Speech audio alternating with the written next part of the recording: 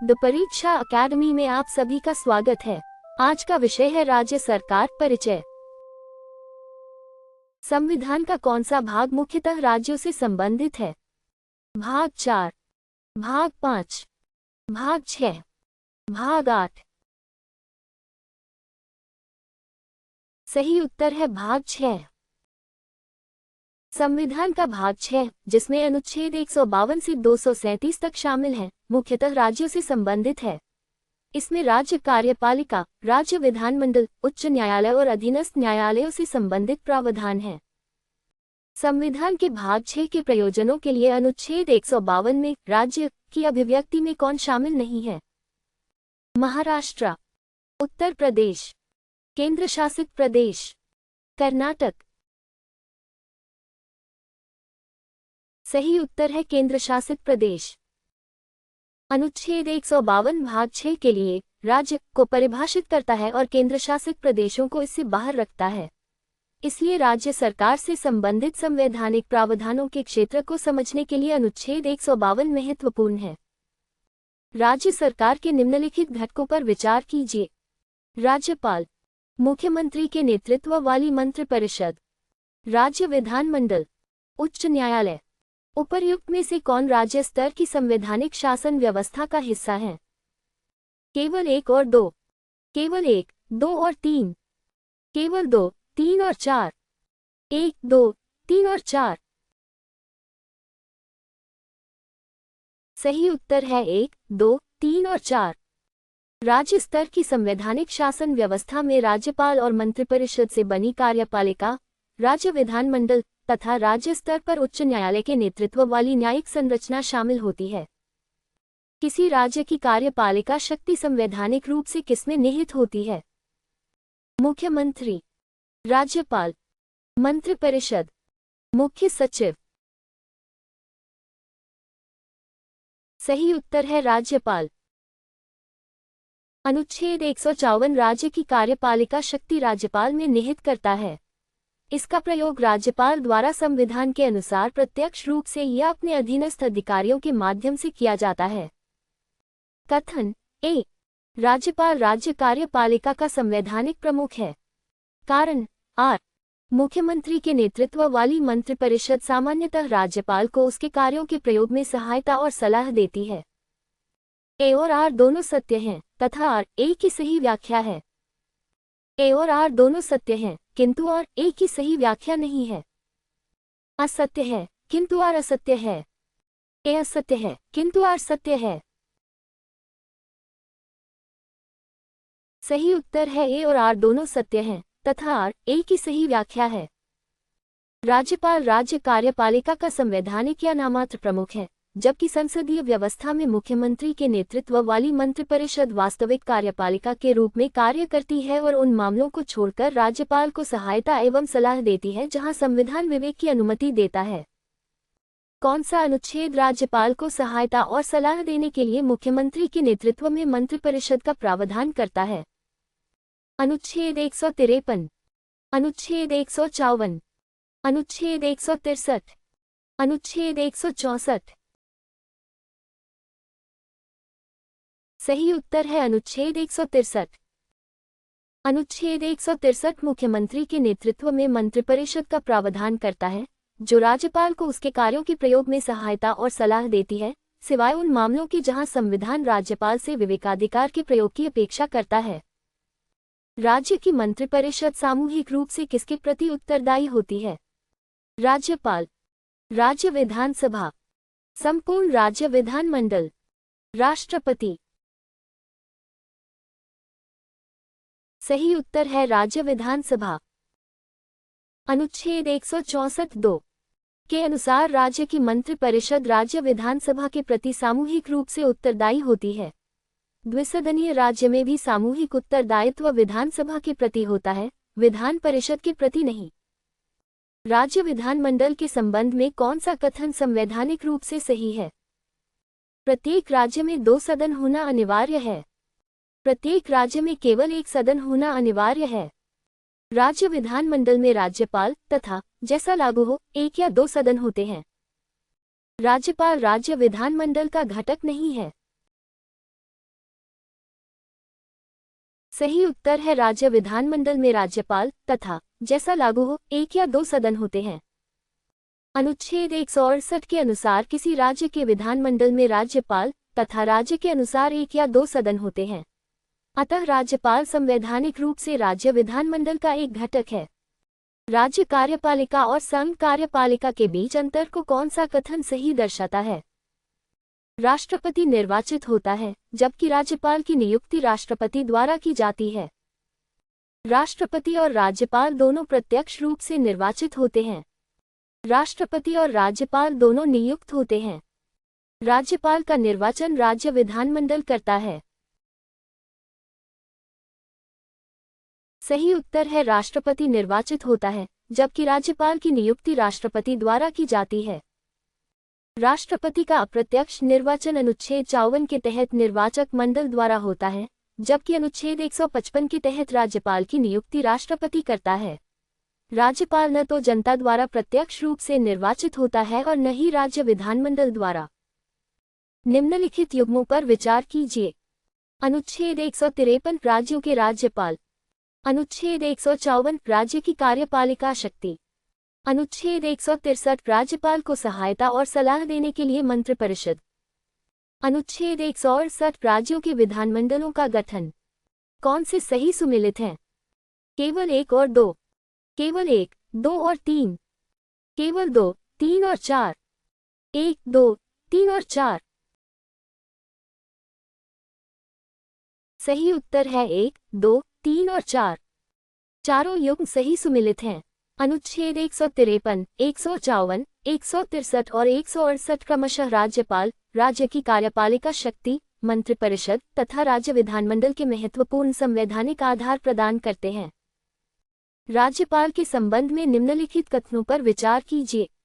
संविधान प्रत्येक राज्य के लिए एक राज्यपाल का प्रावधान करता है। एक ही व्यक्ति को 2 या अधिक राज्यों का राज्यपाल नियुक्त किया जा सकता है। राज्यपाल का प्रत्यक्ष निर्वाचन राज्य की जनता द्वारा किया जाता है। कौन से सही हैं?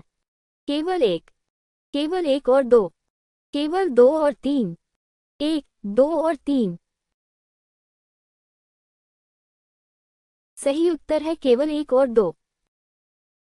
अनुच्छेद 153 प्रत्येक राज्य के लिए एक राज्यपाल का प्रावधान करता है, जबकि इसका परंतु कि एक ही व्यक्ति को 2 या अधिक राज्यों का राज्यपाल नियुक्त करने की अनुमति देता है।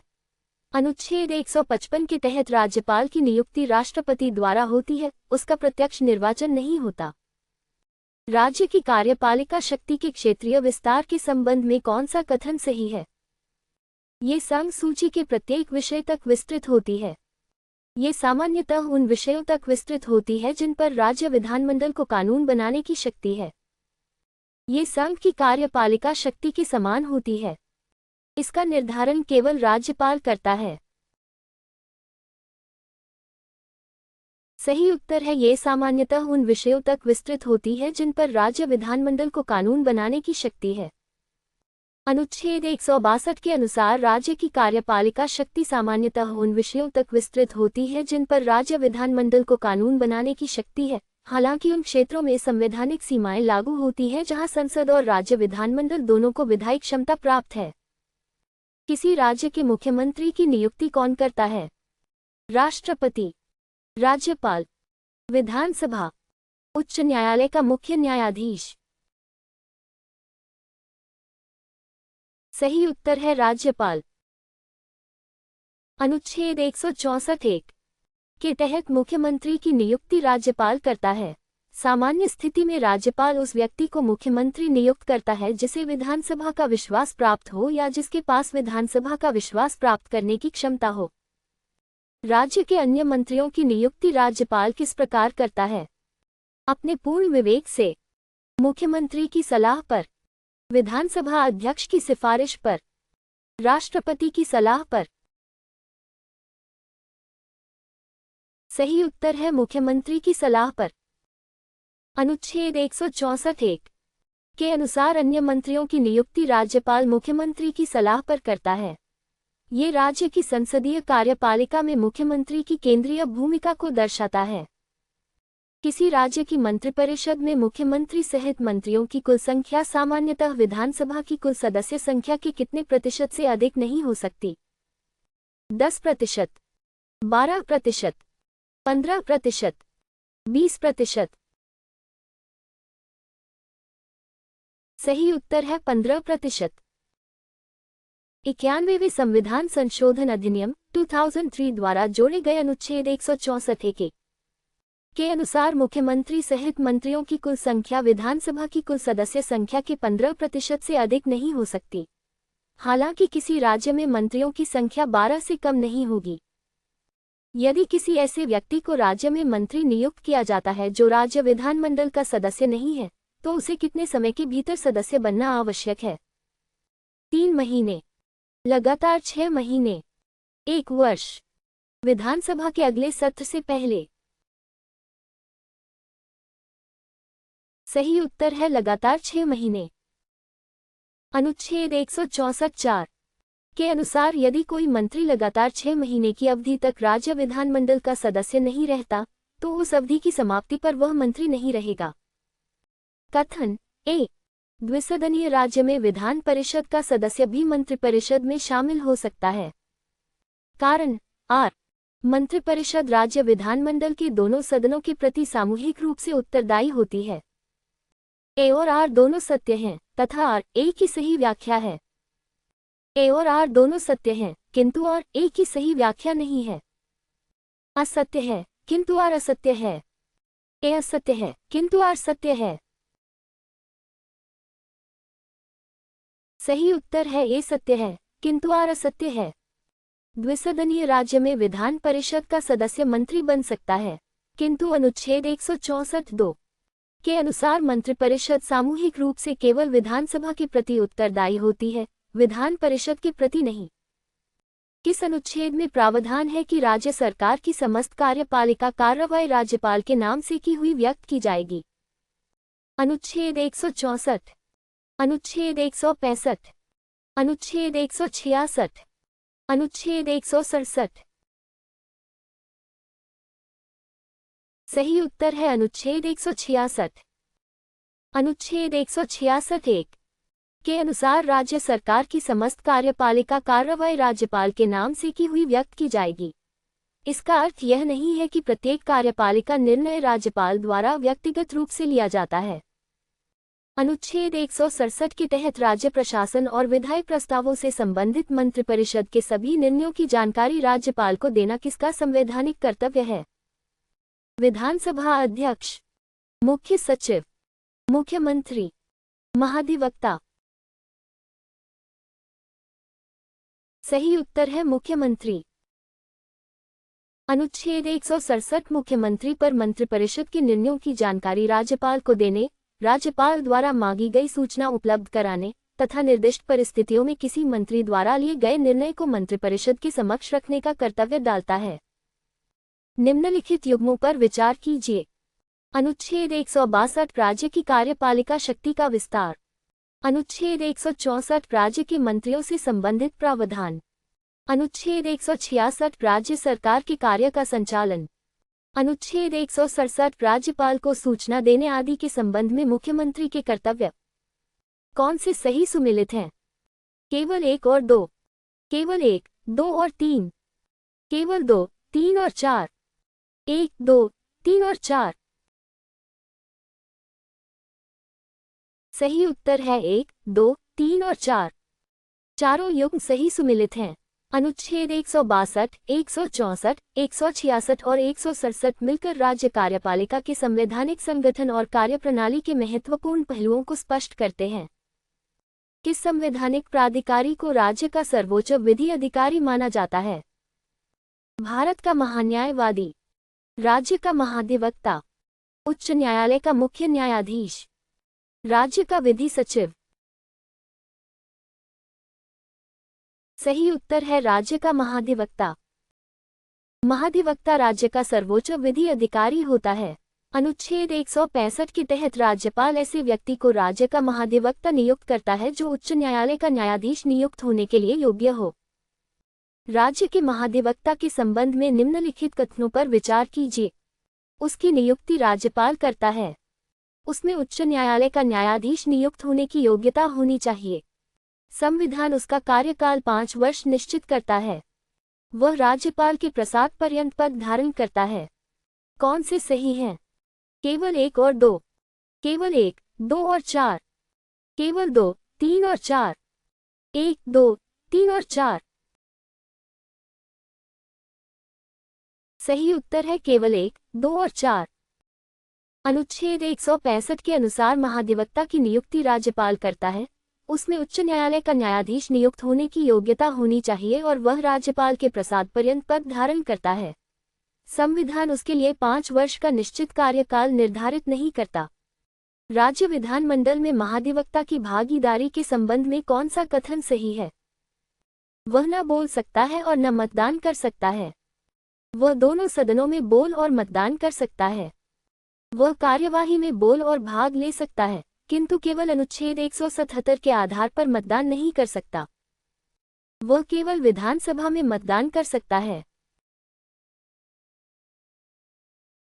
सही उत्तर है वह कार्यवाही में बोल और भाग ले सकता है, किंतु केवल अनुच्छेद 177 के आधार पर मतदान नहीं कर सकता। अनुच्छेद 177 महाधिवक्ता को राज्य विधानमंडल और उसकी संबंधित समितियों की कार्यवाही में बोलने तथा भाग लेने का अधिकार देता है, किंतु केवल इस अनुच्छेद के आधार पर मतदान का अधिकार नहीं देता। अनुच्छेद 168 के तहत राज्य विधानमंडल के संबंध में कौन सा कथन सही है? राज्यपाल विधानमंडल से बाहर होता है। प्रत्येक राज्य विधानमंडल का द्विसदनीय होना अनिवार्य है। राज्यपाल राज्य विधानमंडल का एक घटक है। उच्च न्यायालय राज्य विधानमंडल का एक घटक है। सही उत्तर है राज्यपाल राज्य विधानमंडल का एक घटक है।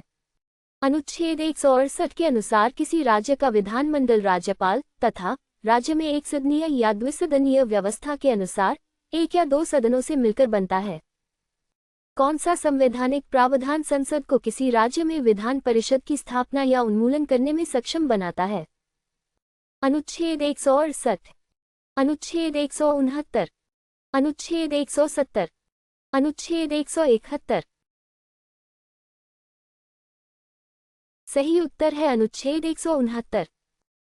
अनुच्छेद 169 के तहत संसद कानून द्वारा किसी राज्य की विधान परिषद का उन्मूलन या सृजन कर सकती है, बशर्ते उस राज्य की विधानसभा पहले निर्धारित विशेष बहुमत से संकल्प पारित करे। अनुच्छेद 169 के तहत विधान परिषद की स्थापना या उन्मूलन के लिए राज्य विधानसभा में किस बहुमत से संकल्प पारित होना आवश्यक है? उपस्थित और मतदान करने वाले सदस्यों का साधारण बहुमत, कुल सदस्य संख्या का 2/3 बहुमत, कुल सदस्य संख्या का बहुमत तथा उपस्थित और मतदान करने वाले सदस्यों का कम से कम 2/3 बहुमत, उपस्थित और मतदान करने वाले सदस्यों का 3/4 बहुमत। सही उत्तर है कुल सदस्य संख्या का बहुमत तथा उपस्थित और मतदान करने वाले सदस्यों का कम से कम 2/3 बहुमत। अनुच्छेद 169 के अनुसार विधानसभा को ये संकल्प अपनी कुल सदस्य संख्या के बहुमत तथा उपस्थित और मतदान करने वाले सदस्यों के कम से कम 2/3 बहुमत से पारित करना होता है।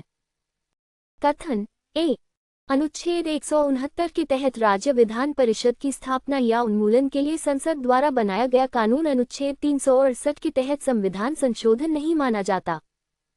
कारण आर, अनुच्छेद 169 स्पष्ट रूप से प्रावधान करता है कि ऐसा कानून अनुच्छेद 368 के प्रयोजनों के लिए संविधान संशोधन नहीं माना जाएगा। ए और आर दोनों सत्य हैं तथा आर ए की सही व्याख्या है। ए और आर दोनों सत्य हैं, किंतु आर ए की सही व्याख्या नहीं है। असत्य है किंतु आर असत्य है। ए असत्य है किंतु आर सत्य है। सही उत्तर है ए और आर दोनों सत्य हैं तथा आर ए की सही व्याख्या है। दोनों कथन सही हैं। अनुच्छेद 169(3) स्पष्ट रूप से ऐसे संसदीय कानून को अनुच्छेद 368 के प्रयोजनों के लिए संविधान संशोधन माने जाने से बाहर रखता है, भले ही उसमें आवश्यक आनुषंगिक संवैधानिक परिवर्तन शामिल हों।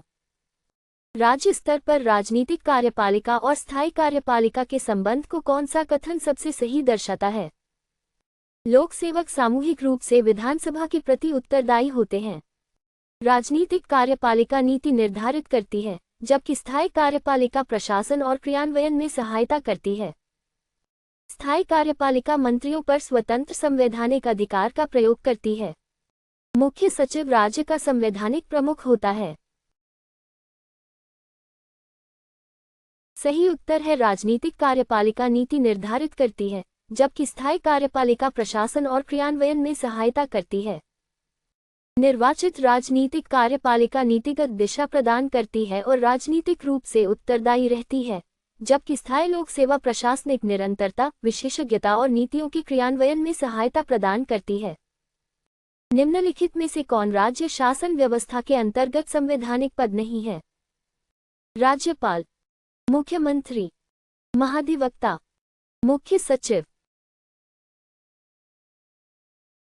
सही उत्तर है मुख्य सचिव। राज्यपाल, मुख्यमंत्री और महाधिवक्ता के पदों को संविधान में स्पष्ट मान्यता प्राप्त है। मुख्य सचिव राज्य प्रशासन का वरिष्ठतम लोक सेवक होता है, किंतु इस पद का सृजन किसी विशिष्ट संवैधानिक प्रावधान द्वारा नहीं किया गया है। निम्नलिखित युग्मों पर विचार कीजिए। अनुच्छेद 165 राज्य का महाधिवक्ता। अनुच्छेद 168 राज्यों के विधानमंडलों का गठन। अनुच्छेद 169 विधान परिषदों का उन्मूलन या सृजन। अनुच्छेद 177 राज्य विधानमंडल में मंत्रियों और महाधिवक्ता के अधिकार। कौन से सही सुमेलित हैं? केवल 1 और 2, केवल 1, 2 और 3, केवल 2, 3 और 4, 1, 2, 3 और 4। सही उत्तर है 1, 2, 3 और 4। चारों युग्म सही सुमेलित हैं। ये अनुच्छेद क्रमशः महाधिवक्ता, राज्य विधानमंडल के गठन, विधान परिषद के सृजन या उन्मूलन तथा विधायी कार्यवाही में मंत्रियों और महाधिवक्ता के अधिकारों से संबंधित हैं। हमसे जुड़ने के लिए धन्यवाद।